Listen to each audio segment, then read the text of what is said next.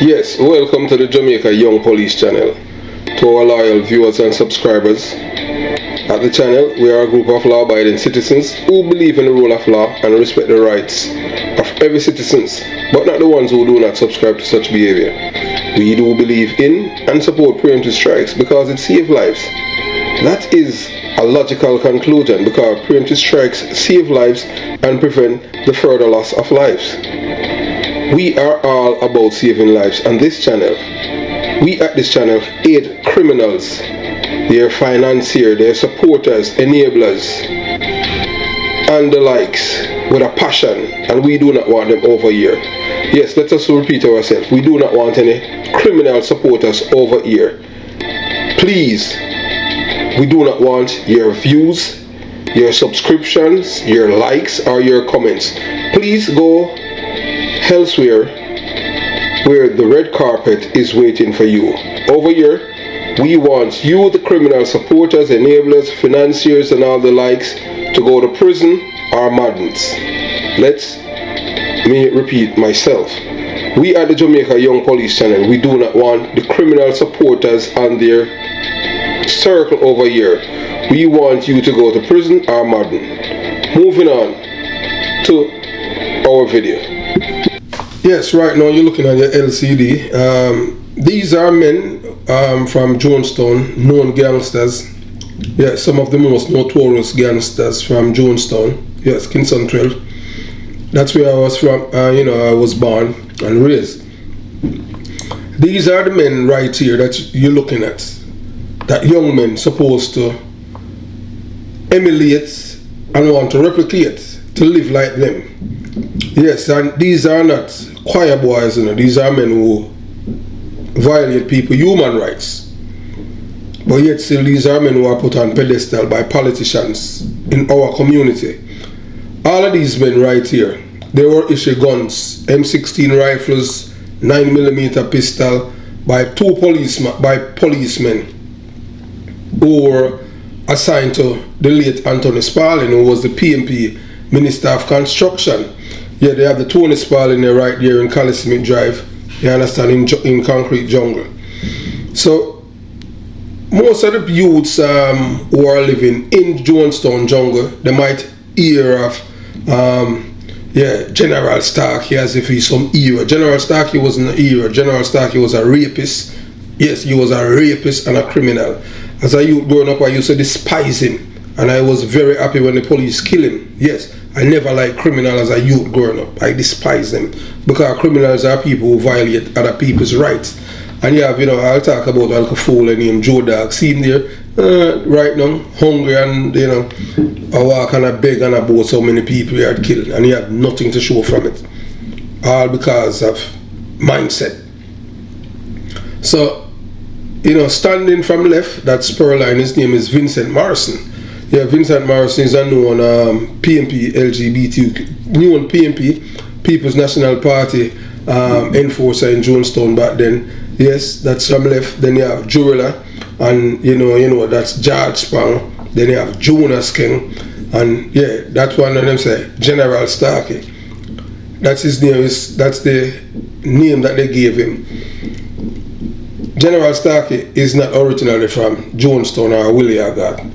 General Starkey and Williagat are originally from Denhamtown. They are from a Labourite community. But because these men had committed rape, yes, they had to flee from Denhamtown and they seek refuge in Jonestown. And that's how, because once you're willing to kill people, for the PMP party, which was the government then, they have no problem because what you're doing, you're taking, you're bombing out people and killing them so that you reduce the votes from the neighborhood community of Rima, because Rima was seen as a threat to the PMP holding on to seat.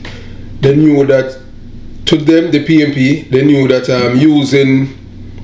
they could not brainwash the people there for them to vote for the PMP. So the only way that for the PMP to maintain a seat is to use violence, kill the people them there, cause them to lose, their homes, or some of them even their lives, so they have to migrate out of the community, so that's less votes.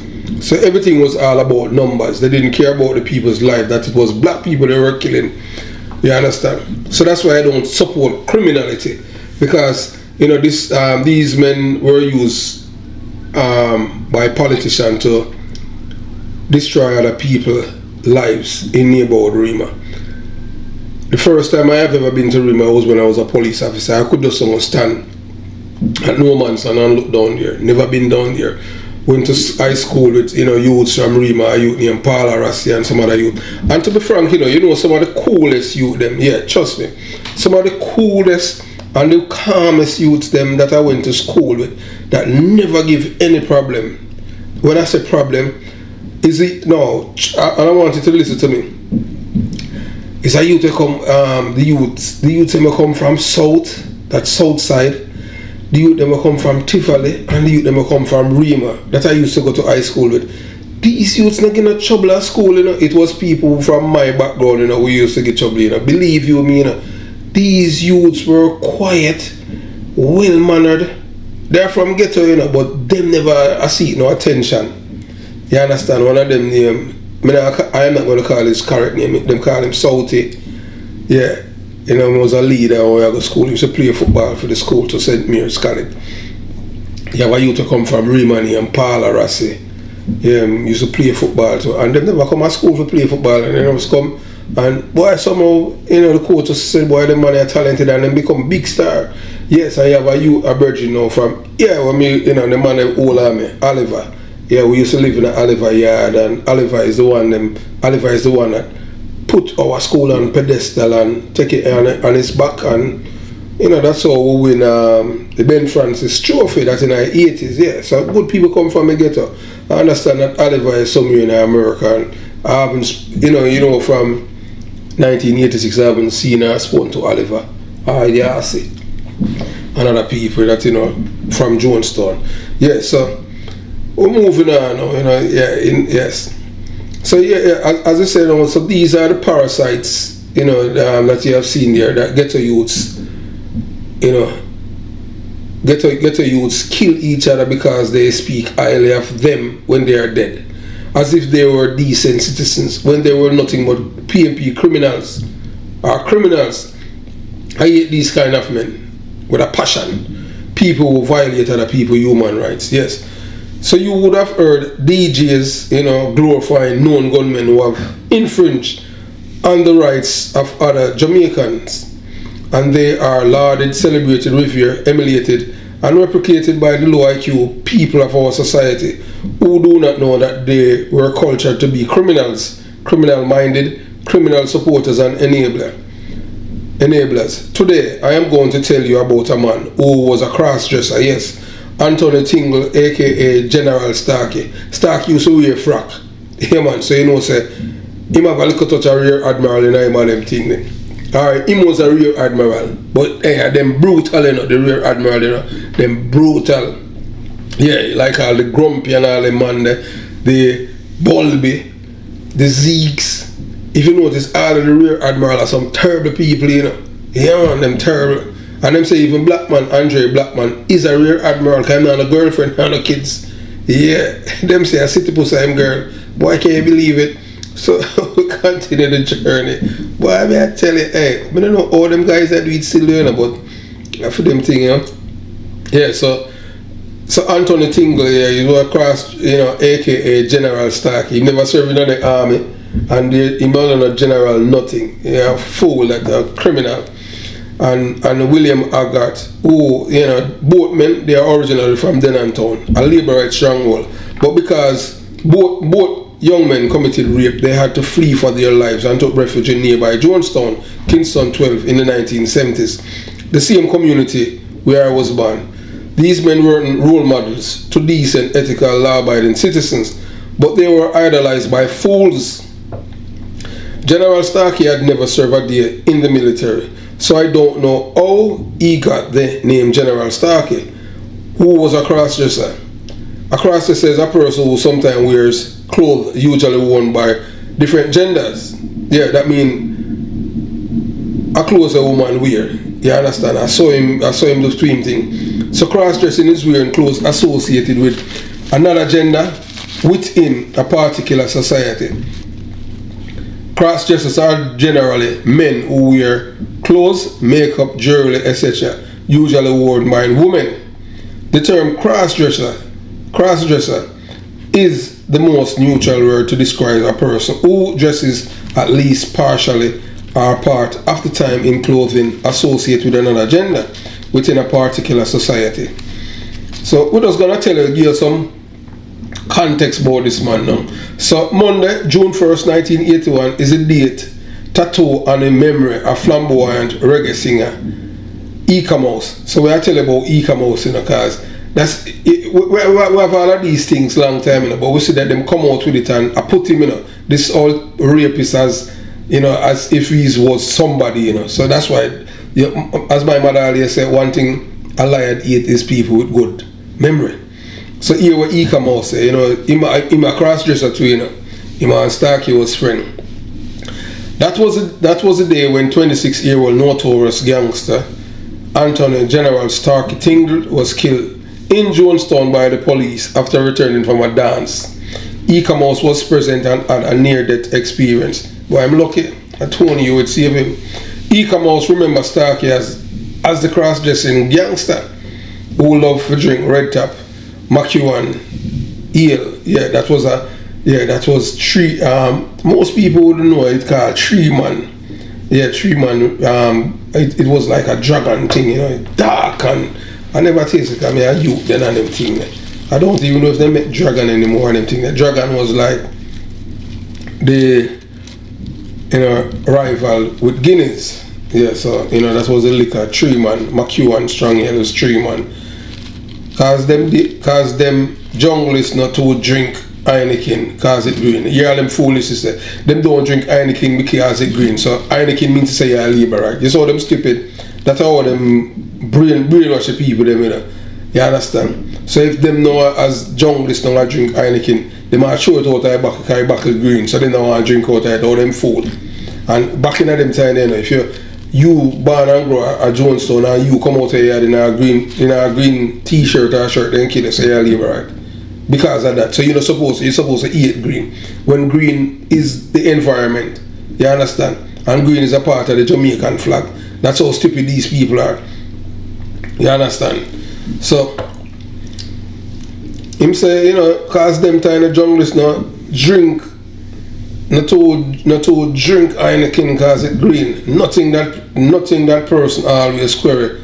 If he is gay, Ika Mouse is adamant that them couldn't say that about General Starkey, Not even when Starkey in him dress and long hair and lipstick when he was wanted. Anywhere I was, he shows up and want me to sing. He recalled on the fateful day he wore full black. After the session, them tell me say Starkey feel sick. Him did not show up. Went into the yard at 17 Love Street. Anyway, and lie down. Anyway, I lied at him at tell. It was 32 Love Street. So we soon get to that. He might give a wrong address, I'm lying, a criminal, So a DJ, and him went to 17 Love Street and lie down. A DJ named Errol Charter from Love Lane did have a toothache. And Charter go sleep in the room and other men lie down too. My mother always say, anytime you see too much man asleep in a house, don't go in there. And my mother saved me. Ika Mouse said. Me dey on a chair rest me head and the next youth did on the bench. But him say him a go in the room. I check my Casio watch. And them time have some digital watch, Casio watch a big watch, then you understand. So him say him check him Casio watch, and then I hear the gate push. And see Skelly was a bad man, Len kill him. He supposed to watch the gate with a big M16 rifle. He said Skelly alerted him that police were on the road and The 6'6" entertainer crawled on his belly to check it out and hastened to warn Starkey. General did have on him bearding trunks and his ear did inner shiny bump. Him said, with him there, and put him 9mm pistol in him waist and walk. We are walk now for try run with. General Starkey to the right, me in the middle and Skelly pan the left. But police circle the place. We only hear brap brap brap brap. The shot is so close, me start to touch my body as if I am getting shot. Starkey me not say where him run. He come out said that he ended up in the yard surrounded by cops. A policeman pushes him gun in my forehead and me ball out, boss, no kill me. I mean him, he come out. Him say, boy, are you a he come out with the big song? I want them. How are you a do here? A criminal we are look for you. Stay here, sir. He come out, stay put, and when the gunshots died, he saw the cops throwing dead bodies in a truck. The same truck that they later told him to climb into.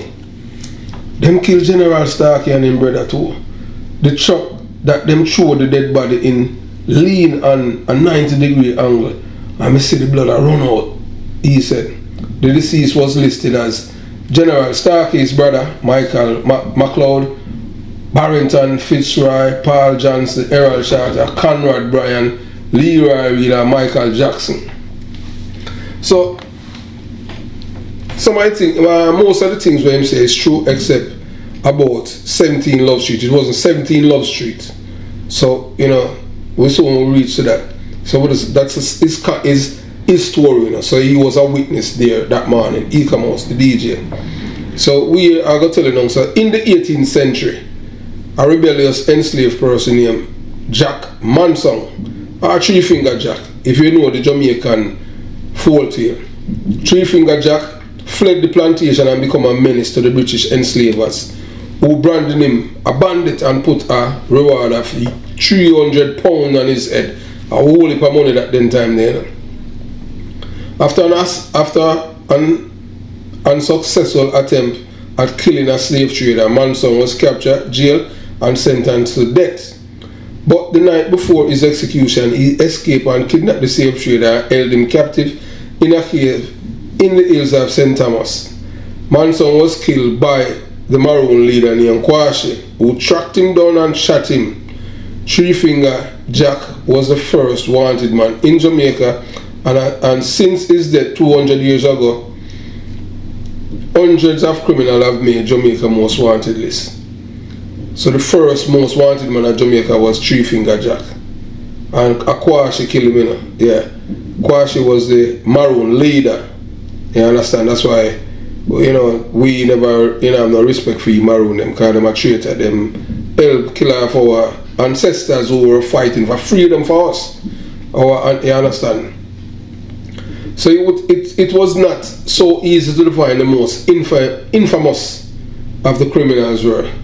So yeah, so you know, Delroy, deputy superintendent, you know, Delroy Hewitt, who, you know, the senior superintendent who passed away, you know, and was buried, is going 2 weeks. And at the time he was the head of Kingston West Police Division, and who was over 30 years of policing experience. Position that the most dangerous man to have ever made the police wanted list was Dennis Bart, them call him Kappa, yeah, from East Kingston, at Stepper Gang. So the National Intelligence Chief Bureau, Albert Edwards, agrees saying Kappa would be his best bet. Dennis Kappa Bart led the East Kingston base at Stepper Gang, which staged several successful bank robberies in the latter half of the 1970s. Police says Kappa was a cold-blooded killer who mastered the art of disguise. He was shot and injured by a police during a shootout in West Kingston. Several rounds of ammunition were taken from him, but Kappa escaped custody soon after. So you say the police shoot Kappa, that the police should have charged him, because oh, if you shoot them time they're not even on a camera. That's a preemptive strike, man. You understand what I'm saying? Yeah. The man a try to kill you and them thing and you shoot him and injure him, you came to hospital. Them time that easier, man, and I like now. You know, preemptive strike and fix copper right then and there, and that problem would be solved. You know, you understand. So after he was, you know, he was shot and injured. He escaped custody. In May 1978, Kappa was killed by the police after he and his squad failed in their bid to rob Cayman Park racetrack in St. Catherine. A $5,000 bounty reward was on his head at the time of his death. According to Hewitt, Kappa was unafraid to challenge the police in a shootout. I was a young policeman at the time. Kappa always took on the police. There were many clashes. I was among the police patrol that captured him in Tivoli Gardens, Hewitt says. Over the decade after Kappa demise, Wayne Sandakan Smith became public enemy number one after he masterminded and executed a brazen even attack on the Olympic Gardens police station. 3 policemen were shot dead during the attack. The weapons and ammunition were stolen from the police armory. The incident caused national concern, and police and soldiers launched a manhunt for Smith in Waterhouse, Tower Island areas of Kingston, where the gangster was believed to frequent. Despite constant curfew and raids to capture the cop killer, police never got their hands on Sandakan. He was cut down by gunmen in Tower Island in 1989. So them did say is a youth from Tower Island named Dean did kill Sandakan, and yes, I had met Dean in the 1990s, yeah. See, man say, boy, the man did say Dean Dean was the youth to kill him. Yeah, I met the police and get all them M16 and them thing because the labor, them said they don't want him there. Because, yeah, him for stay in a PNP community. At the time, it was labor right in that power. The man them said they don't want him around them. You understand? So, at the time, yeah, you know, when him escape, you know, jail and all them things, it was labor, right? You understand? So, him escaped prison. So, the same year Sandakan was killed, another dangerous criminal arose from the criminal underworld. His name was Nathaniel Natty Morgan, the leader of a ruthless gang that used the Riverton city dump and its base. But he was from Seaview Gardens, but my family has a Riverton city. Morgan was wanted by cops for murder, shooting with intent, carjacking and other crimes. Police said Morgan and his gang invaded a wake in Seaview Gardens, Kingston 11, Huntsby police here at the time before we have a Seaview Gardens police station.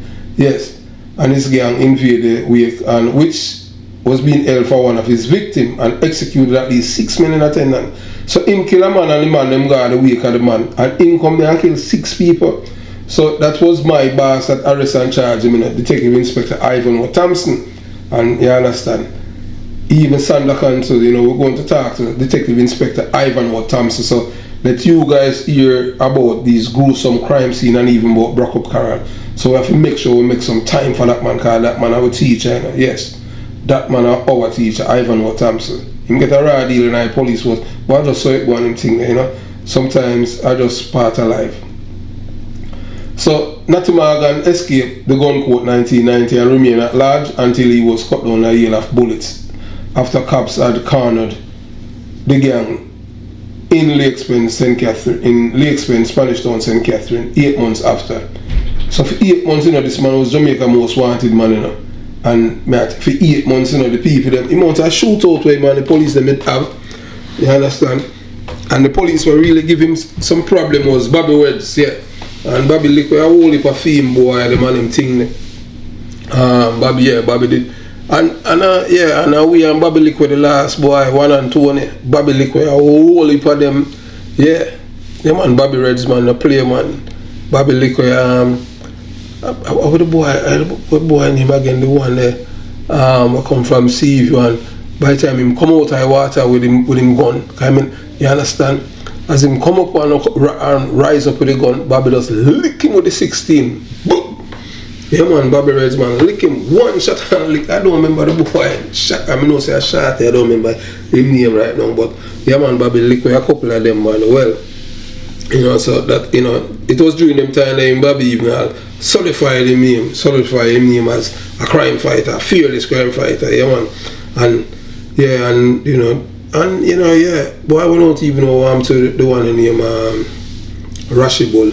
Yeah, them used to from nitty-gritty, you know, is a labor community, you know, so a lot of people would think that you know, that Natty Morgan was a hero. Natty Morgan was a parasite. No hero, because I'm not no regard for life. But these men, you know, all of these men that we are telling about are PMP gunmen. Yes, all of them. Yeah, you understand? So what does I tell you how it is when you are from these kind of environment? You understand? So according to the head of crime in St. Andrew South Police Division, Detective Inspector Ivan O. Thompson, Sandakan and Natty Morgan were two of the most dangerous criminals. These gunmen nowadays are community criminals who sneak up on innocent people. But Sandakan and Natty Morgan were national criminals who went all over the island and rob and kill. Many times they managed to escape police dragnets, Ivan O. Thompson said. Yeah, and you know, so Senior Superintendent Delroy Hewitt agreed with his colleague that Copper, Sandakan and Natty Morgan were the most dangerous criminals in Jamaica. There was a lot of chronicle of dangerous wanted men over the years, and it would have hard to say which was the most infamous. There was Copper, Sandakan, Natty Morgan, and yeah, you can't forget General William Anthony Tingle, otherwise known as General Starkey. But the list is long, as this country has produced some dangerous criminals. Yeah, Delroy Hewitt said. You know, so yeah, so and then you have this bad man when him Joel and them, yeah, them call him Ballad. Him piss up himself, you know, man, when the police them hold him, you know. But before, yeah, you know, he was a PMP LGBTQ plus gangster, so they sent Mr. Donald Pusey for him, and he was told not to hurt him because him now no gun on him thing there, and he want to handle himself because the pressure did on. You understand? So I just say it because he was involved in shootout with Fagate who passed away and Gunton and man, and him know that it was coming close and him could feel it. So man said, boy, I'm going to turn himself in because I'm no longer Madden. But you know, we at the Jamaica Young Police Channel, we love Madden. You understand? So you know, Joel and them, he was on the country's most wanted list for 4 years. 4 years before he was captured in rural district of Clarksonville, Trelawney. So we show you, you know, said Jamaicans, you know, that's why we tell you, you know, that Jamaicans and all were cultured to be criminal-minded people. Our man, the most wanted man in our country, and he's out there for 4 years, and not being 4 years the most wanted man in Jamaica. And for 4 years this man out there, and not even the police were able to catch him. You understand? That goes to show you that, you know, Jamaica is a criminal's paradise, because that's how they had culture our people to be sympathetic to criminals. You understand? You know, and it is just wrong. And we just want to change the mindset where people shun these criminals, you know, and not put them on any pedestal as if they are somebody. They are nobody, because these are people who infringe on people's rights. So right here you see this man, his name is Paul Burke. His wife is Angela Brown Burke. Angela Brown Burke is the daughter of the late Tony Brown. Tony Brown was a known murderer for the PMP party. He and John Flash had kid Ted Ogilvy. So for sure, you know, that's why we at the Jamaica Young Police and say the PMP is not a political organization, a criminal organization, because Paul Burke, back then, you know, in 1977, you know, Paul Burke defended the killer and the rapist Anthony Starkey and chided the police. So the part of supported criminals hasn't changed, you know, by the PMP.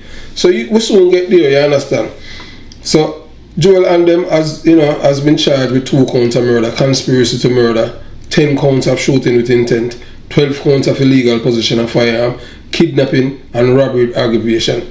So these people, who commit crimes in these communities, they are seen as heroes, because that's how them condition the people. People who challenge the state and people who represent the state. But on God's earth will reach a point in life where people who commit crimes are seen as heroes. They're not supposed to be seen as heroes, they're supposed to be shunned.